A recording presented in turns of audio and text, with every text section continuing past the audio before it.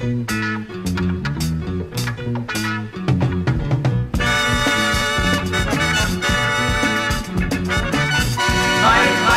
boxing. Thai boxing. Come see the Thais, watch how they fight with just everything. Their hands and feet and bows and knees. This is an art of boxing you would all love to learn. Ooh-ah. Hey guys, welcome to the Eight Limbs podcast. I'm your host, Ryan Wagner, and I'm here with my friend and Fight Site colleague, Hamidi, or Baba as we call him. How are you doing today, Baba? I'm good, and thanks for having me, Ryan. Thanks for joining me, Baba. Today we're going to discuss our top 5 foreign Muay Thai fighters, so top 5 non-Thais or Farangs. We'll get right into it and start with number 5. Who do you have for your number 5 pick, Baba? Yeah, so my number 5 was John Wayne Parr. I have John Wayne Parr too. We actually just compared notes before the show and found that we had the exact same top 5 lists. I was planning on breaking it down one by one and then discussing who we think is better, but we're on the exact same page, so we'll get right into it. So John Wayne Parr, his most notable wins are Orono Pormwangibon, Surya Sorplanchet, Jean-Charles Skarbowski. He beat Yod Senklai once. I don't think he should not have won that fight, but it still counts. Nung Trakarn Pormangimon and Chandej Sorprantalai. Sorry, I'm horrible with these names. Nung Trakarn and Chandej were former Lumpini champs, but I think he fought them a little bit past their best. And he won the King's Cup in 2001, beating Orono, Surya, and Dwen Isarn in the same night. So what are your impressions of John Wayne Parr, Baba? John Wayne Parr has had a long career, and the thing is, he was in Thailand for a long time. I think 5 years, sorry. I think he lived there for like 5 years, and he beat some really good guys. Rontakart Pormangimon was a very good fighter. I think he lost to him like 4 times before he got the win. Yeah. But that was quite a good win actually in the S1 tournament. So props to him. Jean-Charles Skarbowski was very good, very tough at the time. He was probably the best fighter in Thailand at the time. So I think it was a couple years before he retired, but Skarbowski. But the last year he had one of his better years, he beat Kauponlak a couple times and Surya. Yeah. So Parr caught him at a good time there. For me, I think Parr is like kind of the epitome of the stereotypical fighting. He's super aggressive, super powerful. Everything he throws is really, really hard. He doesn't do like those little tapping punches. He's throwing everything full out, super aggressive, always moving forward. And as is stereotypical of foreigners in Muay Thai, he's a little bit stiff. He's not the fastest or slickest, but he is an absolute banger, incredibly tough, always down for a brawl, and he's probably the most exciting man on this list, I think. Yeah, because the way he fights, it's almost always guaranteed a war, because that's the kind of guy that won't take a step back. Always going forward, always looking for the KO, always throwing hard. And he had a pretty good defense also. So, yeah, that was a pretty fun fighter. And for sure. Like you mentioned, he had insane longevity. He started I think he started fighting like top stadium fighters in the 1977, 1978. He fought Superlek, I know, in 98. And he's still fighting today, isn't he? Or did he recently retire? He said he was retired, then he signed with One Championships. Oh, yeah. But he just got a surgery, I think, like 2 days ago. Oh, okay. Like yeah, a hip surgery. So, but he is still signed with One Championships, and he intends to fight, actually. Oh, wow. That'll be interesting to keep up with. But He hasn't fought in the stadiums quite as much as most of the other guys on this list. I think he had like 3 fights in Lumpini and then maybe 1 in Rajadamnern. But he, like we said, he beat a few elite Thais in his early years, Orono, Surya, Noomtakarn, and he's kept picking up good wins over his career. I know, like, well after he was done fighting those elite Thais, he beat guys like Askarov, Cosmo Alexander. He beat Yodsanklai in 2010, which was a little bit past Yodsanklai's best, but it's still impressive. In terms of the kind of fighter John Wayne Parr was, I mentioned that he's super aggressive. He was also pretty well-rounded. He did a lot of work with his hands, which is typical for a Farang. Super powerful punches. His kicks were like baseball bats. Like, he wasn't the fastest or slickest, but he would just slam them in over and over again. Did a good job combining his punches and kicks too. Like, one of the advantages of fighting in like such a square stance is that it's easier to punch off your kicks, and Parr was really good about that, especially in I think the Skarbowski fight. He did a lot with that, using his kicks to enter into his punches and then nailing Skarbowski off those. He was one of the better clinchers for Farangs too, I think. He was really good in the clinch. Really, really good, yeah. Especially even if it was a K1 fight, but you can see it in the Buakau fight, the first fight. Yes. He was very good with that. He was the complete fighter, he had a very good understanding of the Muay Thai. So yeah, absolutely. And as you can see in it, like Baba said, in his fight with the greatest Nakmoy of all time, Buka. Of course he is the GOAT. Yes, absolutely. All right, now for our number 4 pick. Who did you have for the number 4 Farang of all time? A little disclaimer: there will be some French guys. It's not PS. It's just that we are good. That's why I brought you on, to help you pronounce the French names. So the number 4 is Farid Vilom. I'm glad you said that, because I did not want to say it first. Yeah. So why don't you give us a little bit of an introduction to Farid Vilom, like you were doing before I interrupted? Yeah, no problem. So Farid is for most likely is the number 2 French fighter ever, right behind Dany Bill, because Farid was even more complete than John Wayne Parr, maybe. He was very good at all of things Muay Thai. He was aggressive when he had to. He was a tremendous puncher. He had a very good defense. He could fight in both stands, and he had awesome legs, the fists, the knees, the elbows.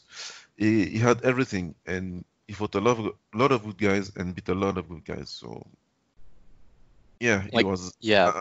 At one time, maybe he was the best 70-kilo fighter in the world, regardless of the sport, whether it's Muay Thai or kickboxing. One thing that immediately stands out to me when watching Vilom, is that how you say it? Vilom. Vilom. Yeah. The thing that pops out to me immediately is how well-rounded he is. There's no area where he has like an obvious deficit. He's a really slick kicker on the outside, very good defensively. If you see a lot of like Farangs and Muay Thai tend to not understand how to deal with kicks, how the like Thai meta deals with kicks. You don't want to catch them on your forearms and like try to tank through them, because those score. So if you watch Thais, usually the way they'll defend head kicks is to just slip them. They'll just pull their upper body back and let them fall short. And Vilom is really good at that. He's a pretty slick boxer too. He's got an excellent jab, a good counter left hook. He's great with combinations in the pocket. He's got a lot of the French Nakmoys I've seen have really good uppercuts. Yeah. And Vilom uses that really well. He knocked, I think, Tawichai out with he like threw a long right hand to get him to back up to the ropes, and then snuck a slick little lead uppercut in there and just crushed him with it. He's good on the inside too. He's not the best clincher, but he uses his elbows and knees well. He's not like deficient in terms of clinch positioning, so it's not easy for guys to get inside on him and just clinch him up. In terms of who he beat, he has, like Baba mentioned, he has wins over quite a few elite Thais. He beat Sak Mongol, which is a very impressive win. Saimai Chor Swanant, who was, I think, a Lumpini champ, although, again, It he was a beat him. crazy win. That one was a crazy win because Saimai was beating everybody in France at the time. He beat everybody from He beat Muay Christian Garros, Sorry, right? Sarri, Garros, everybody in Europe. He was actually frightening. And the fact that Vilo knocked him out was crazy. Yeah. He beat Orono Pormwangibon. Again, Nungtrakan Pormwangibon. Yeah. Wanlop Sipolek. And he fought to a draw with Yod Sinklai. They fought twice. Yod Sinklai won the second one, though I think Yod Sinklai probably should have won the first one, but it was pretty competitive too. And it's nonetheless super impressive to fight Yod Sinklai to such a close decision, especially since that was in Yod Sinklai's, that was in 2007, which was he was still in top form then. Yeah, he was speaking actually. Yod Sinklai was very good at the time, and he was a killer. Yeah. Yeah, that's when he was on a big streak. Yeah. And the second fight, Yod Sinklai was just out of the Container Asia, and yeah, that's right. He was really at the peak of the powers, and Farid was outclassed in the second one. And that Saimai win that you mentioned is, again, super impressive because one of the thing with Farangs and Muay Thai, it's kind of hard to evaluate their records because a lot of who they beat is dependent on like where they beat the guys, and it's kind of hard to tell when the Thais were in top form. Because with Farangs fighting Thais, they often have weight advantages, and they're often fighting older, past their prime Thais. Yeah. So when you get guys that are beating streaking Thais or Thais in their prime, especially, which we'll see as we get further up in the list, it's incredibly impressive and kind of a rare feat. All right, for our number 3. It's another French guy, and it's that famous drunk coach from The Ultimate Fighter. Yeah, Jean-Charles Skarbowski. So for those of you who aren't familiar, in the GSP versus Koscheck season of The Ultimate Fighter, GSP brought on Jean-Charles Skarbowski to coach his team, and there's an interview of like Cody McKenzie, that the guy who guillotined everyone and looks like a homeless man. He's talking about like how Skarbowski showed up drunk, out of shape. He was like smoking like 5 packs a day or something, and just not giving a shit at all, totally nonchalant, and just beat the hell out of everyone. And then they play like a video highlight, and you see him just trashing everyone. He's dropping guys with body shots. Alex Cazares, he's like knocking him about and throwing him around. It was hilarious. It was awesome, yeah. I didn't watch the tough shows, so I wasn't aware of that. But it was in the gym, one of my teammates say, you have to watch that because Jean-Charles Skarbowski went to the US and beat the shit out of the young fighters. So I watched it and it was really funny. Yeah. That's good. That was hilarious. It's typical Jean-Charles, Jean-Charles is that kind of guy. When he took over the Reddit Muay Thai subreddit recently. He's like posting a bunch of pictures. Basically commandeered the subreddit. It's awesome. Jean-Charles, yes, it's the kind of guy that he does whatever he wants. He's like, for an ignorant Canadian who hasn't met many people from France, he is like exactly what I picture when I hear Frenchman. Like that kind of smoking 5 packs a day, I don't give a shit, fuck your girl attitude. This is the typical Parisian guy attitude. Yeah, absolutely. In terms of who he was as a fighter, he's a really kind of weird fighter. He had a really awkward and tricky rhythm.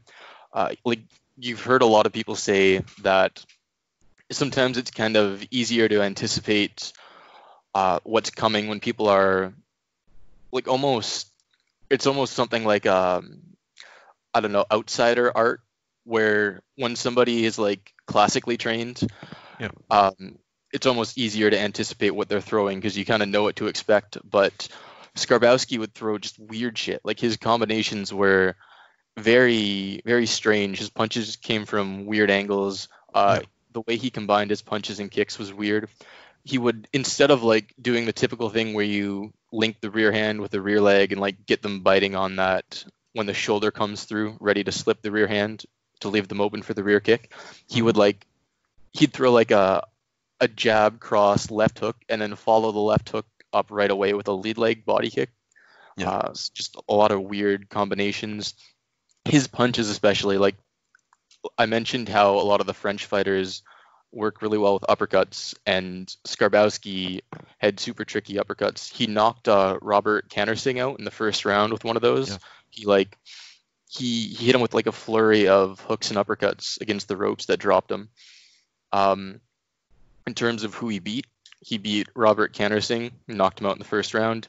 He beat Orono Pormwengibon twice. Yeah. Munkon, I'm not going to even attempt to say this last name. Katsumkwan. That's it, yeah. Yeah. He beat Rambo Jew. Now, I don't know how to pronounce that name either, but I know... That was perfect, Rambo actually. Great. Yeah, Rambo Jew. Rambo Jew was a pretty well-known Golden Age fighter, too. He beat Samkor, I think.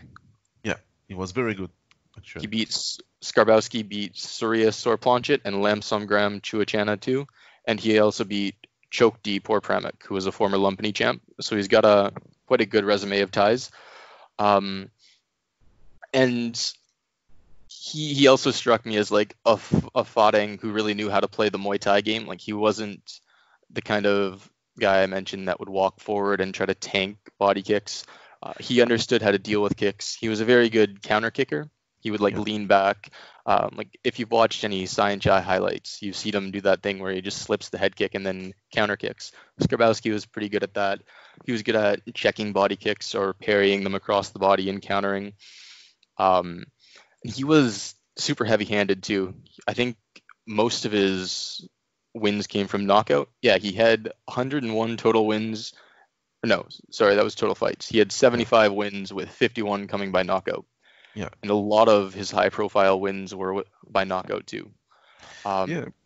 Especially when he was younger, because when he arrived in the French scene, in the European scene, he was like a killer. He was knocking out everybody, absolutely everybody. So Jean-Charles back in the day wasn't like your typical fighter, Yeah. With the haircut and all of that. He had, he was carrying himself like he was an accountant or something like that. But once in the ring, it was crazy, He was very aggressive, very strong with the punches, and he knocked out everybody. So it was once he got to Thailand that he got to pick up the Thai style more, and he was maybe less aggressive, but more technical.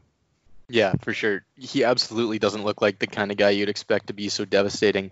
Like you said, he's just like this relaxed, nonchalant dude. He looks like he doesn't give a fuck, and then he gets in the ring with elite ties and just knocks them out. He also beat Cal Ponlek, I think 3 times. Cal Ponlek won Fighter of the Year in 1995. He beat him in like the early 2000s, so quite a bit past his best, but still super impressive wins. And he knocked him out, I think, 2 or 3 times as well. Yeah, they were very evenly matched to the both of them. Yeah. Cal Ponglek got a couple knockouts of his own as well. One of the things about Skarbowski was he was super aggressive with those punching combinations. Like he'd open up with massive flurries of punches, and it sometimes left openings for counters. In one of the Cal Ponglek fights, he was putting it on him, just attacking with like a massive flurry of punches, and Cal Ponglek found a little bit of distance and shifted back into the other stance and just blasted him with a head kick that killed him as he was trying to open up with more punches.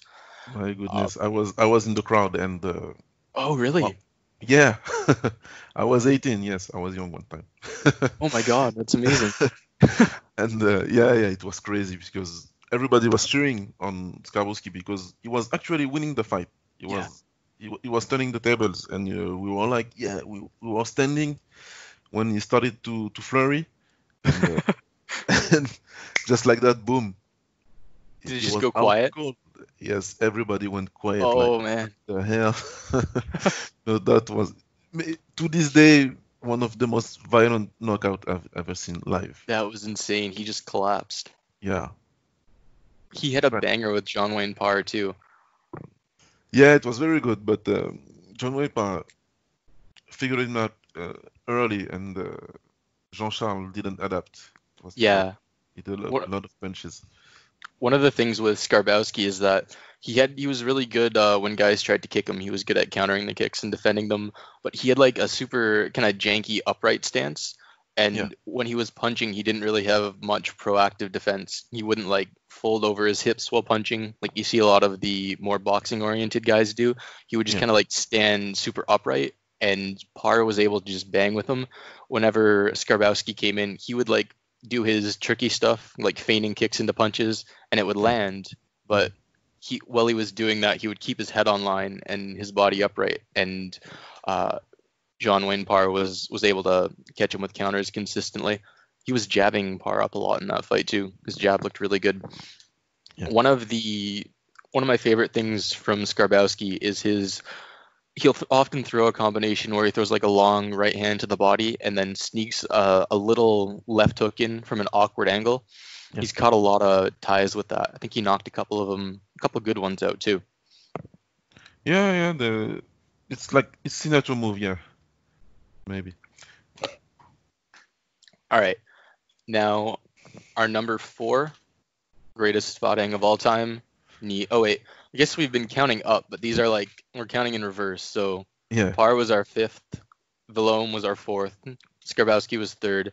And now our number 2 greatest spotting of all time needs no introduction. You've all heard of him. Every time somebody mentions Muay Thai to Joe Rogan, he instantly says his name, Ramon Dekkers. Yeah, definitely. Yeah, Ramon. No need to introduce him. Everybody knows Ramon Dekkers. He's probably the most famous fighting of all time. Would you say that's correct? Yeah. It's fair to say yes. Everybody knows Ramon Dekkers. Really, when YouTube first came around, I don't know what year that was, but that was the short videos time. There was that Ramon Dekkers highlight, and everybody was watching that. Everybody was talking about that. So that's what made him super famous. Probably. Yeah. You can still go on YouTube on any Dekkers fight that he lost to a Thai, and there'll be like 100 comments being like, Dekkers won. He kept punching him in the face over and over again. Exactly, yeah. But anyways, Dekkers, of course, everybody knows who Dekkers is. He's probably the most famous fighting of all time. He had the unique distinction of fighting a lot of the golden age guys of the early 90s in their prime or close to their prime, where a lot of the guys we've been talking about, Villome, Skarbowski, and Parr, most of the top Thais they fought were past their best. Yeah. Dekkers fought a lot of them when they were like at the top, and his record reflects that. He has a lot of losses. I don't think he actually won any of the series he had with the elite Thais. He either tied or lost most of them.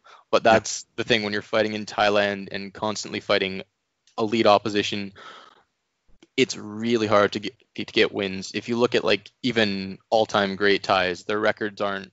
If you go on Wikipedia, they're not just all green. You're going to see tons of spots of red because they're fighting so consistently at such a high level. It's just impossible not to lose often. Some of Dekkers' better wins were Cherry Sorvanich.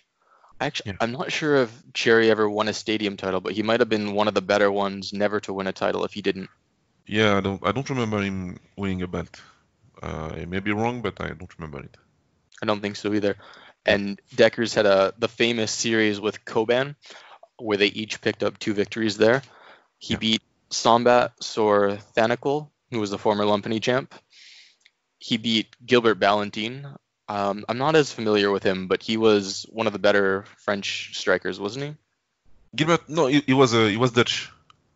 Dutch. Oh, right. Yeah. Yeah, and he was very good, very tough. Oh my God, was the epitome of the Dutch fighter. Yeah. Yeah, very, very, very strong, very, very tough guy. And Dekkers beat Nampon and Sangtinoy, although if you watch those fights, he did not beat Nampon and Sangtinoy. No. And a lot of times, like I said before, when people talk about Dekkers, it's often in the context of how hard it is to win a decision against a Thai in Thailand. But I want to kind of dispel that myth here. Deckers wasn't discriminated against in terms of judging. No. A lot of that criticism has come from like kickboxing fans and people who aren't super familiar with the Thai style of striking and scoring. If anything, Deckers got a little bit of favoritism in judging. I think the Namphon and Sangtinoi fights, which were the worst decisions, weren't in Thailand. They were in I think they were both in Amsterdam, right? Yeah. They were both in There was Amsterdam. Amsterdam. That's why. That That's makes definitely sense. why. Because he never won those fights, but Yeah. The Ramon was Namphon super fight, famous. he knocked him down. That's the Yeah, one that got Deckers, yeah, got him really big when he knocked down Namphon in the first round with a big left hook. Namphon is one of the Golden Age greats. And then for the rest of the fight, Namphon kind of tore him apart with knees. But he landed that one big hook in the first round, and that was enough to get him the win there. And that kind of kicked off Deckers as his career in Muay Thai. After that, right away he fought Cherry Sorvanich the next month, and he knocked him out in the first round, which is incredibly impressive given how good of a fighter Cherry is. He also beat Superlek in the same year. Superlek, another Golden Era great. So Deckers fought an absolute who's who of 90s greats, and he did very well against them. Like we mentioned, he has a lot of elite wins there. In terms of his style as a fighter, he was the epitome of Dutch kickboxing. Super powerful, threw everything for power. Didn't do a lot of like with Dany Bill. When we talk about him, you'll see a lot of like feints and throwaway punches. Mm-hmm. With Deckers, it was all power. Incredibly hard puncher. Super aggressive. He would look to move guys back to the ropes and tee off with combinations. He had an amazing left hook, and he would double up on the left hook, throwing it to the body and the head. Yeah. He was a good kicker on the outside too. If you watch the second Cherry fight, he was actually giving Cherry, and Cherry's one of the better kickers of that era. Deckers was giving Cherry quite a bit of trouble with his kicking, and then Cherry started coming forward more and clinching, and then kind of got the better of him there. One thing with Deckers, I've mentioned with Skarbowski and Vallone that they understood how to score in Muay Thai and that they were very good at dealing with kicks. Yeah. Deckers always kind of struggled with that, and that's responsible for some of the frustration we see with the Thai scoring from Deckers fans. He didn't really he was such an aggressive fighter that he was always walking into his opponent, which makes it hard to pull back from kicks. And whereas a lot of pressure fighters in Muay Thai, if you look at Wong Chinoy or Koban, they're obviously not always going to be in position to check the body kicks, because in Muay Thai, kicks on the arms score. But they have some kind of response to counter them. Like Wong Chinoy will try to parry the body kicks across the body and smash you with punches. Deckers would often march forward and eat them on his arms.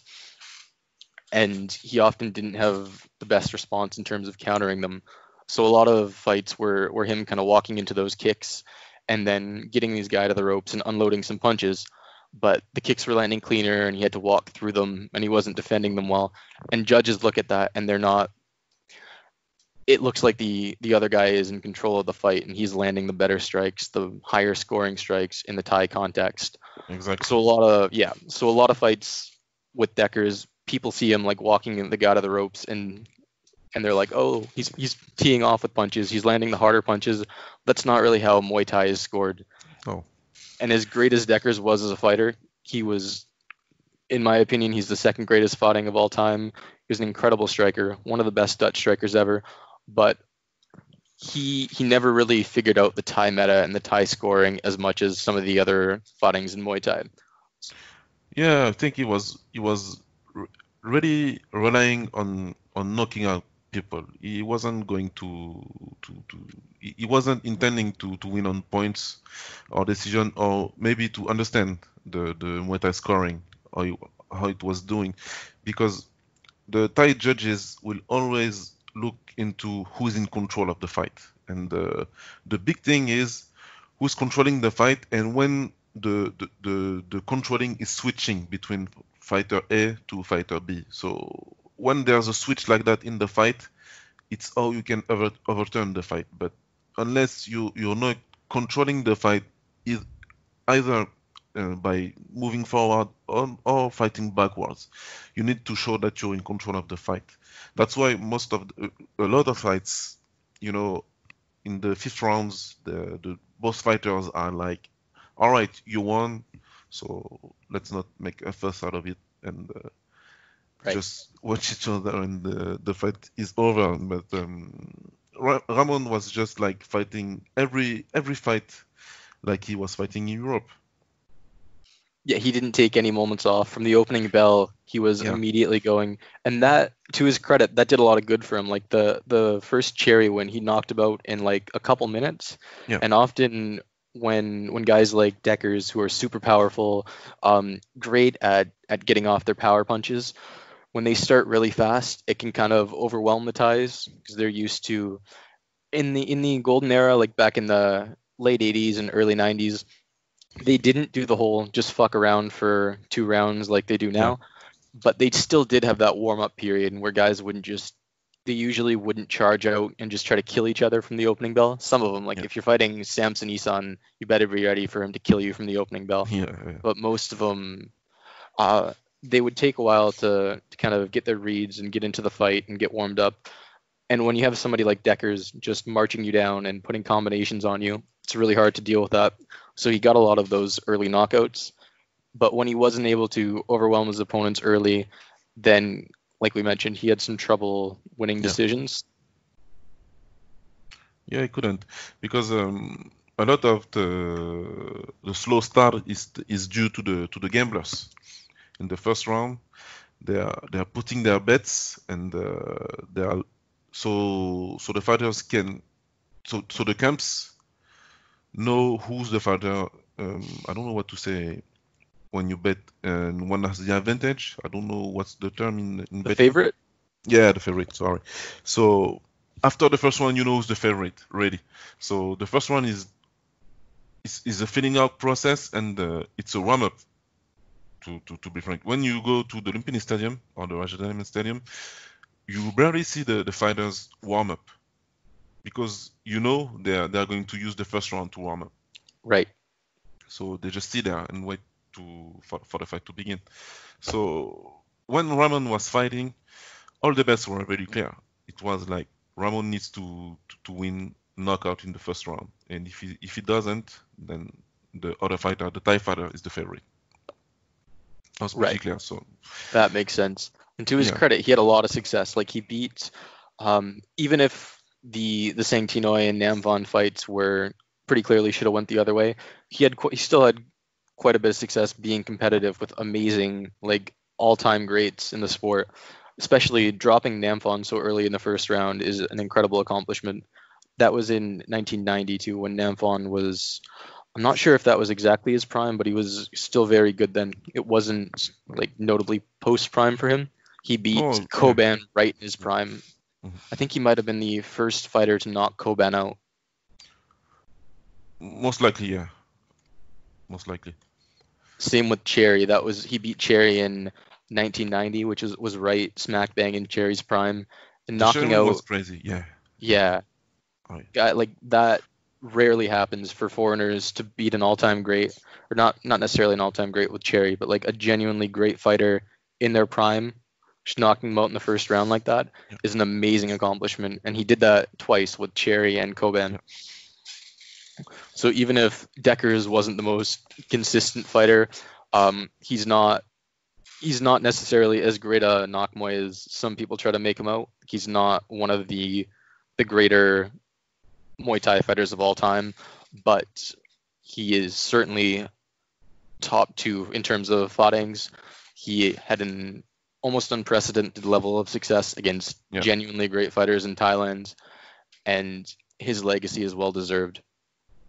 And now I will let you introduce our number 1 pick. So the number 1, and I just wrote an article about him. It's Dany Bill. Who else? So, yeah, I think most of you will agree with us. And Dany, Dany is a prodigy, like I said in the article. To put it simply, there have never been any other fighters in the world, in the history, that understand exactly what was Muay Thai and was able to do that in the ring. Dany was the ultimate female fighter. It was crazy because he was fighting female Thais, and he was out female them. It was Yeah. crazy, It was like, what is that? And technically, it was, something else. Dany Bill was just a different type of fighting. He did not fight like Foreigner. He was, like we've mentioned, we've talked a lot about how it's often hard for Farangs to get used to the Thai meta and the Thai scoring. Dany Bill didn't have any trouble at all. I think he was 18 when he beat Samar at Galaxy Gym. Yeah. I don't think he even had that many fights. He was fighting like, I don't know much about this Samar guy. I don't know if he was like elite, but he had something like 200 fights. And Dany Bill was coming in at 18 years old. He hadn't had much experience at that level, and he looked like he belonged there at that level, even so early in his career. And then a year later, he beat Den Wangsteren. That was in 1993 when Den was hot. Yeah. Den was, I think, a multiple-time Lumpini champ. Yeah, that win was actually crazy. He's talking about it in an interview that I have with him, and that will be soon out on the fight site. But yeah, it was in an event, in the King's Birthday event, where there was a lot of Thai fighting foreigners, and every foreigners got knocked out. Dany was training in Thailand at the time, and it was Joe Prestia who was going to fight, but Joe got injured, and they called Dany 3 days prior to the bout, Wow. saying if you want to fight Dan Mangsurin. Dany immediately said yes. The other people in the camp were like, "Are you crazy? Do you know who Dan is? You're going down. You're going to get knocked out." So Dany almost got knocked out in the first round, but then went on to win the fight, and every time went crazy. Like, what? He got rocked early, but he's like Den. I think he hit him with like a punch off a body kick, and then kind of swarmed him. And then later, he adjusted marvelously and just started using like the long guard and the Dracula guard to keep Den from getting to his punches. And you can just tell from the name Den Wangsteren. The Wangsteren gym was known for producing massive punchers, big pressure fighting boxer puncher guys. Who's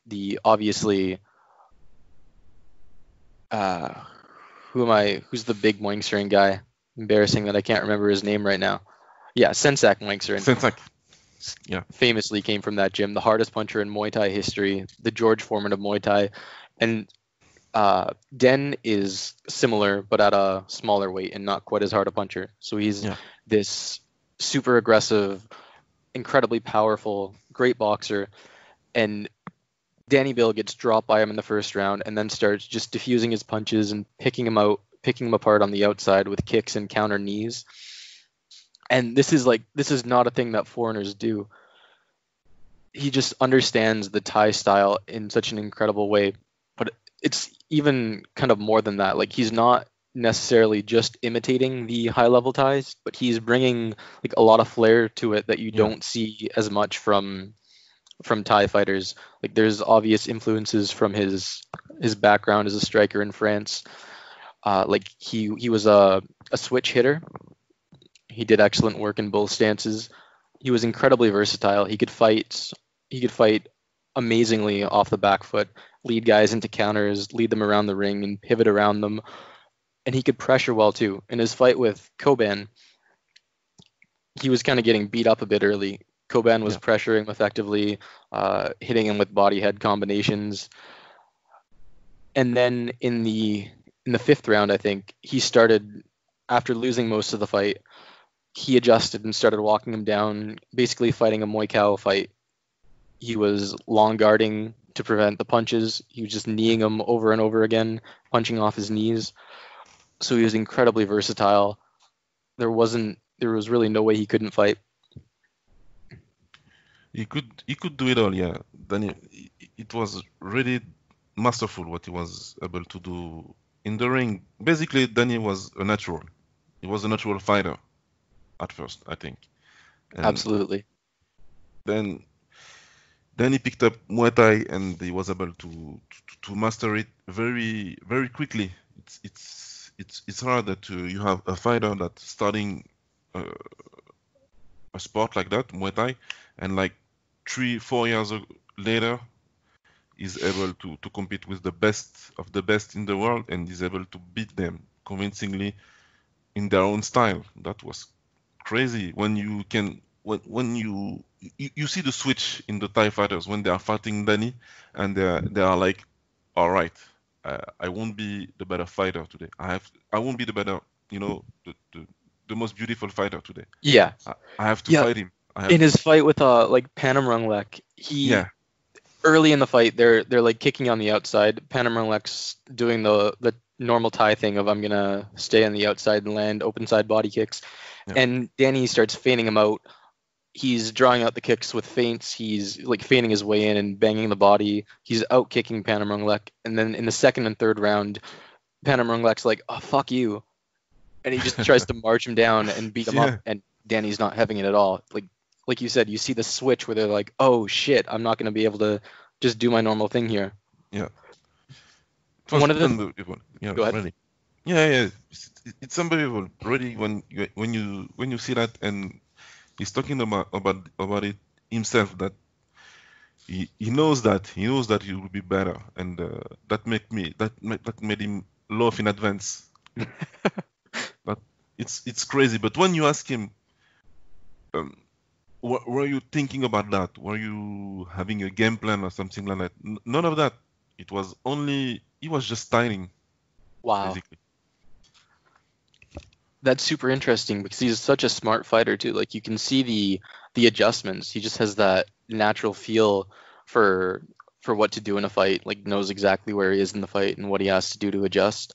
Yeah, and it's natural because when he was teaching us, well, basically he was beating us up. Yeah, but teaching sometimes. But it's the small details, and when you were asking him questions, it wasn't like the longest of the answers, but just that small detail. I always remember one thing because I'm a southpaw and I was using my left leg a lot, and I like to, when someone was throwing his right kick, I love to grab it instead of blocking it. And he once said to me, "Don't grab it," because I used to do that and I almost got knocked out by command. So don't do that, And this is really the thing that he was really insisting on that. And he was showing us other things, to how to sweep someone instead of grabbing the kick every time. But it's almost impossible to do. I swear, Ryan, I tried it for 10 years. Dude, his sweeps, I have no idea how the fuck he does that. Like, honestly, he's better than like most Thais at that. Like the way he can sweep guys out, he has like this sense for as soon as they're like, if they have their weight on their front leg, as soon as they transfer the weight, they lift it up for just a second to put it back down again. His foot is there and he's kicking their leg out. He'll do these things. I'm actually watching the Den fight in the background, and he just took a sidestep when Den came in and just like gently nudged his ankle out from under him. It's unbelievable. And this is not, there's not even a thought process in the thing, because when I asked him about the sweeps, how did he do that? And his answer was like, because of my neighborhood. I grew up in the hood, and you had to learn to defend yourself, and you have to sweep the guys, because it was humiliating. So that's amazing. It's incredible. So like, incredible. Dany, how do I sweep? How do I do this like you? And you just gotta be Dany Bill. That's the answer. Yeah. One of the things. Go ahead. Yeah. No, go ahead. One of the main things that stands out about Dany Bill's fighting style for me is that the way he used feints. He was an incredibly, not only like diligent and active feinter, but super creative with the way he did it. Like he would do just really weird stuff. Like he would feint. He was always doing the foot feints, feigning entries by pretending to step forward. He would do stuff like I don't even know how to describe it. It's like he was dancing. Like he would feint. There was this one moment from one of his fights with the Thai. He like feinted a step in and then just kind of bounced to the side to draw out an attack and countered him. Especially in his fight with Panamrunglek, it stands out to me because often you see a really consistent way to win in Muay Thai is to kind of hang back against the ropes and land body kicks when the guy tries to come in. Yeah. In a lot of striking sports, it's undesirable to be against the ropes because it squares up your stance. You can't defend punches as effectively. You don't have anywhere to go, so you can't retreat. But in Muay Thai, with such a kicking heavy sport, if you're squared up against the ropes, it's actually easier to defend kicks that way.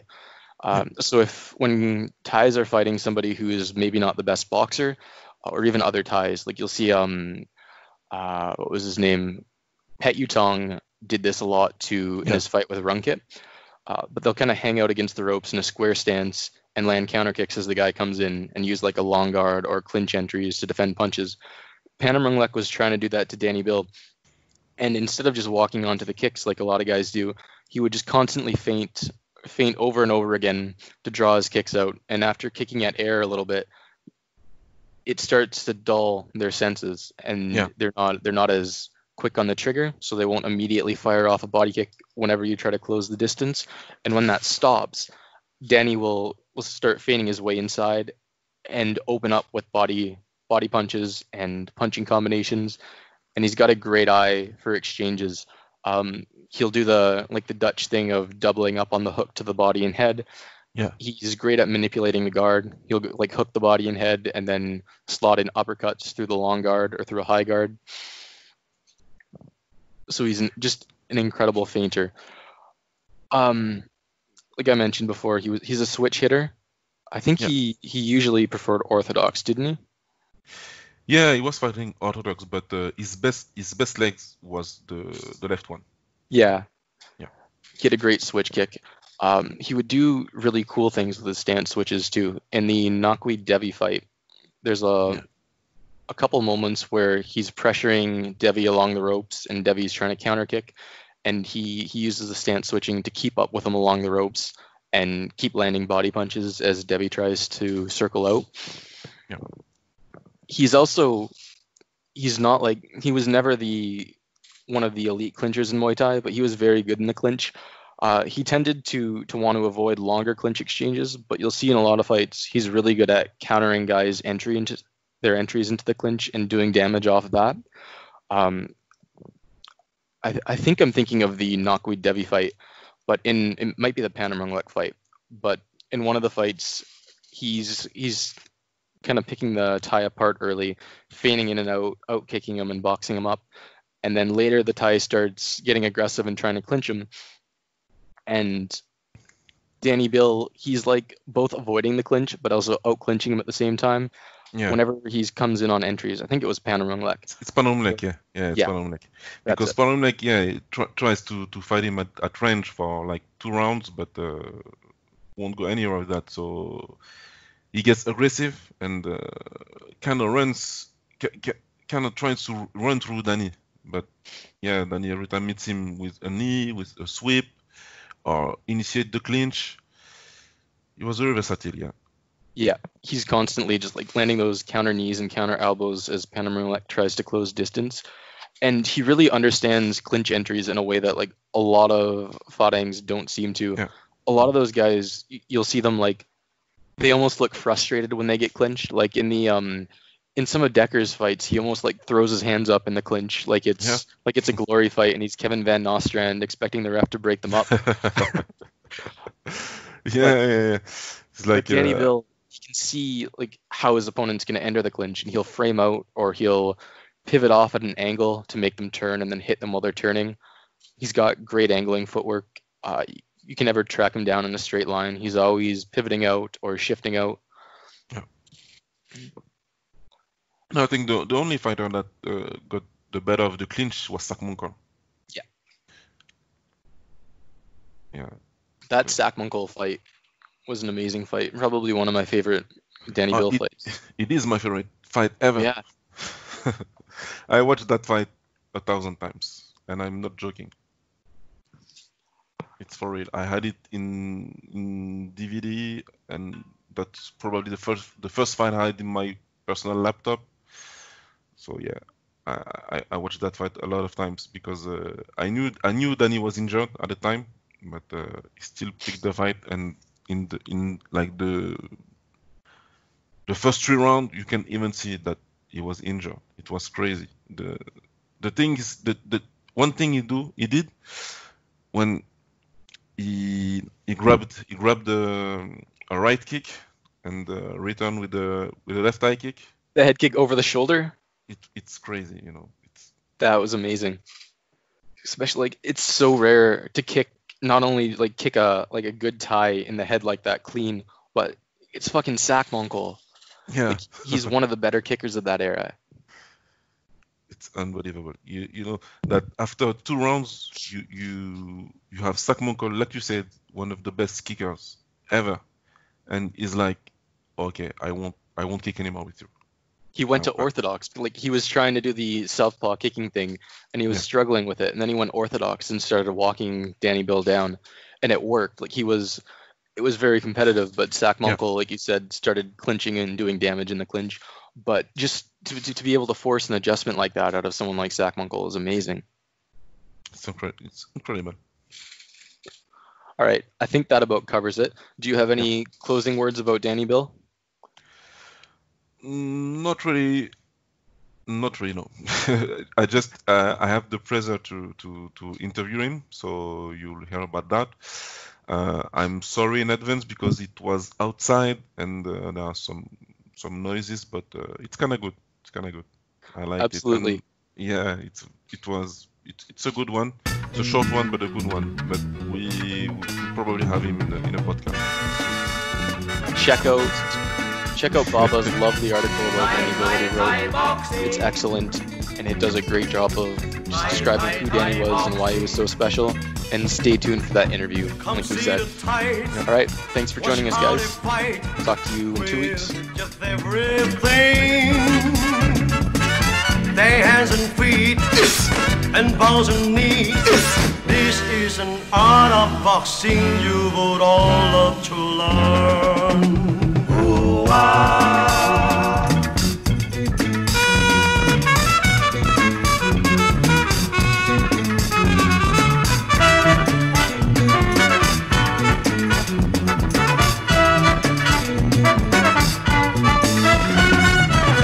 You may be small, no need to fear. Strike right and left with your elbows and with your knees. Now suck them hard with your soul and then kick out and on.